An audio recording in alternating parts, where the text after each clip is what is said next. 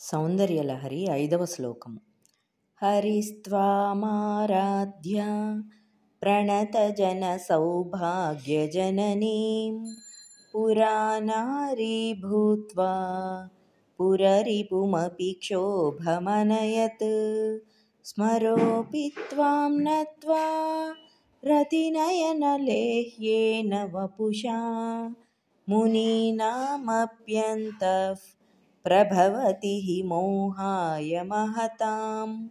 తాత్పర్యము: తల్లి, భక్తులకు సౌభాగ్యమును అనుగ్రహించు నిన్ను శ్రీహరి అర్చించి మోహినియై నీ దయచే త్రిపురములను దహించిన పురారిని శివుని కూడా మోహపరవశుని గావించెను.